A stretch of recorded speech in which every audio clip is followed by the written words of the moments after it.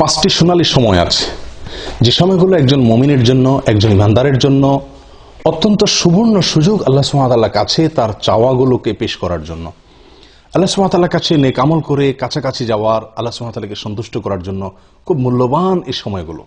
সেই সোনালী পাঁচটি সময় কখন? তার প্রথমটি হলো জোহরের সময়। মুসনাদে আহমদের এক হাদিসে বর্ণিত আছে, নবী সাল্লাল্লাহু আলাইহি ওয়াসাল্লাম জোহরের ফরজের আগে 4 রাকাত সুন্নাত সালাত নিয়মিত পড়তেন। কোন সাহাবী তাকে প্রশ্ন করলেন, ইয়া রাসূলুল্লাহ, আমরা আপনাকে দেখি সবসময় আপনি সালাতটি নিয়মিত আদায় করেন, এই 4 রাকাত সালাত কখনো ছাড়েন না, এর হেতু কি, রহস্য কি? নবী সাল্লাল্লাহু আলাইহি ওয়াসাল্লাম তখন বললেন তাদেরকে যে, দেখো, যখন সূর্য মধ্য আকাশ থেকে, ঠিক আকাশের সেন্টার পয়েন্ট থেকে পশ্চিম দিকে ঢলে পড়ে, অর্থাৎ জোহরের সময় শুরু হয়, তখন আল্লাহ সুবহানাহু ওয়া তাআলা আসমানের সমস্ত দুয়ারসমূহ খুলে দেন, এবং সেগুলো আর তিনি বন্ধ করেন না জোহরের সালাত শেষ হওয়া পর্যন্ত। ফাউহিব্বু আন ইউসআদা লি ফিহা খায়র, তো আমি চাই, আমার কাছে ভালো লাগে, আমার পছন্দ হয় যে এই সময়ে আল্লাহ যখন আসমানের দুয়ারসমূহ খুলে দেন, এই সময়ে আমার কোনো নেক আমল যেন উপরে ওঠে, সেজন্য আমি নিয়মিত এই 4 রাকাত সুন্নাত আদায় করে থাকি।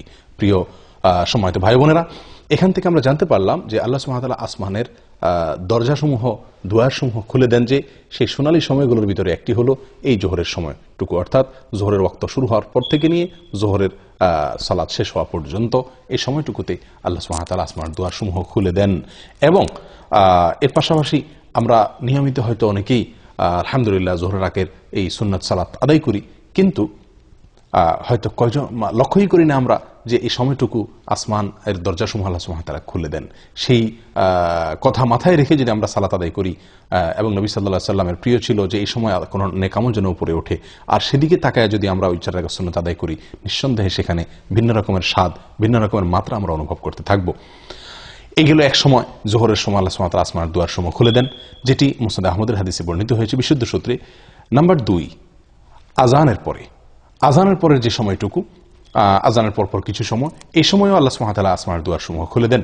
নবী সাল্লাল্লাহু আলাইহি সাল্লাম থেকে বর্ণিত হয়েছে সহিহ তারগীব ওয়া তারহিবের ভিতরে এর হাদিস, তিনি ইরশাদ করেছেন, ইযা নুদিয়া বিস-সালাহ, যখন সালাতের জন্য আহ্বান করা হয়, আজান দেওয়া হয়, ফুতিহাত আবওয়াবুস সামা ওয়াস্তুজিবাদ দুআ, তখন আসমানের দুয়ারসমূহ খুলে দেওয়া হয় এবং বান্দার দোয়া কবুল করা হয়। দোয়ার নির্দিষ্ট কোনো পদ্ধতি, ধরা বাঁধা কোনো সিস্টেম এখানে বর্ণিত নাই, বরং মনের যে কোনো চাওয়াকে মনে মনে আল্লাহ সুবহানাহু ওয়া তাআলার কাছে পেশ করার জন্য মূল্যবান একটি সময় হলো এটি, অর্থাৎ আজানের পরবর্তী সময়টুকু। এটিও সোনালী 5টি সময়ের দ্বিতীয় এবং গুরুত্বপূর্ণ একটি সময়, আজানের পরবর্তী সময়টুকু। 3 নম্বর যে সময়টি সোনালী 5টি সময়ের ভিতরে, সেটি হলো এক সালাতের পরে অপর সালাতের জন্য যখন মানুষ অপেক্ষা করে, এই সময়টুকু, এটিও খুব গুরুত্বপূর্ণ একটি সময়। সূরা ইবনে মাজাহ হাদিসে বর্ণিত হয়ে আসছে, নবী সাল্লাল্লাহু আলাইহি সাল্লাম বলেন, আবশিরু হাযা রাব্বুকুম, তোমরা সুসংবাদ গ্রহণ করো, এই যে তোমাদের রব কদ ফাতাহা বাবা মিন আবওয়াবিস সামা, আসমানের দুয়ারসমূহের মধ্য থেকে একটি দরজা তিনি খুলে দিয়েছেন, এবং ইউবাহি বিকুমুল মালাইকা, তোমাদের নিয়ে ফেরেশতাদের সঙ্গে তিনি গর্ব করছেন, বলছেন যে দেখো, আমার বান্দারা আমার নির্ধারিত ফরজ সালাত আদায় করার পরে অন্য ফরজের জন্য তারা অপেক্ষা করছে। প্রিয় বন্ধু, তাহলে এক ফরজ আদায়ের পরে অন্য ফরজের জন্য যখন মানুষ অপেক্ষা থাকে, ওই সময় আল্লাহ সুবহানাহু ওয়া তাআলা আসমানের দুয়ার খুলে দেন। এটিও সোনালী সময়সমূহের মধ্যে থেকে একটি। নাম্বার 4, ভোর রাত বা রাতের শেষ প্রহর, এটি অত্যন্ত মূল্যবান সময়ের মধ্যে থেকে একটি। আল্লাহর কাছে বান্দার আরজি পেশ করার, আল্লাহর কাছে বান্দার চাওয়াগুলোকে উপস্থাপন করার, দোয়া করার অত্যন্ত মূল্যবান সময়, বলা যায় সবচেয়ে সেরা এবং শ্রেষ্ঠ সময়। নবী সাল্লাল্লাহু আলাইহি সাল্লাম ইরশাদ করেছেন, এই সময় আল্লাহ সুবহানাহু ওয়া তাআলা আসমানের দুয়ারসমূহকে খুলে দেন এবং একজন ঘোষণা দিতে থাকে, আছে কি কোনো প্রার্থনাকারী যে চাইবে, প্রার্থনা করবে, আল্লাহ তাআলা তার প্রার্থনা মঞ্জুর করবেন? আছে কি কোনো বিপদগ্রস্ত যে ব্যক্তি বিপদে পড়ে আছে, সে আল্লাহর কাছে মুক্তি চাইবে, আল্লাহ তাআলা তাকে মুক্তি দান করবেন? এভাবে যে কোনো মুসলিম এই সময় দোয়া করলে আল্লাহ তাআলা দোয়া কবুল করেন এবং আসমানের দুয়ারসমূহ খুলে দিয়ে রাখেন দোয়া কবুলের জন্য। তবে 2 শ্রেণীর ব্যক্তিকে আল্লাহ তাআলা এই সময় তাদের দোয়া কবুল করেন না। তার ভিতরে হলো, এক ব্যক্তি হলেন যিনি পেশাদার ব্যভিচারিণী মহিলা, সে, আর দ্বিতীয়ত হলো যে লোক ব্যবসায়ীদের কাছ থেকে চাঁদাবাজি করে, ব্যবসায়ীদের কাছ থেকে চাঁদা আরোপ করে অর্থ আত্মসাৎ করে, এই ব্যক্তি এবং পেশাদার ব্যভিচারিণী, এই 2 ব্যক্তি ছাড়া আল্লাহ সুবহানাহু ওয়া তাআলা তাদেরকে তওবা করার পরে তাদেরটাও আল্লাহ তাআলা মাফ করেন। এই 2 ব্যক্তি ছাড়া, এই 2 কাজে লিপ্ত থাকলে, সেই ব্যক্তিরা ছাড়া আর অন্য সবার দোয়াকে আল্লাহ তাআলা কবুল করেন এবং আসমানের দুয়ার আল্লাহ তাআলা খুলে দেন। সম্মানিত ভাই বন্ধুগণ, এরপরে 5 নম্বর সোনালী সময় যেটি, সেটি হলো একটি গুরুত্বপূর্ণ দোয়া, যেটিতে আল্লাহ তাআলার বড়ত্ব, আল্লাহ তাআলার প্রশংসা এবং আল্লাহ তাআলার পবিত্রতা বর্ণনা করা হয়ে থাকে। এই বিশেষ ভাষায় যখন আল্লাহ সুবহানাহু ওয়া তাআলার কাছে বান্দা দোয়া করে বা আল্লাহ তাআলার জিকির করে, তখন আল্লাহ সুবহানাহু ওয়া তাআলা আসমানের দুয়ার সমূহ খুলে দেন, যেটি সহিহ মুসলিমে বর্ণিত হয়েছে। আব্দুল্লাহ ইবনে আমর রাদিয়াল্লাহু তাআলা বলেন, একবার নবী সাল্লাল্লাহু আলাইহি ওয়াসাল্লাম সালাত আদায় করছিলেন সাহাবীদেরকে নিয়ে।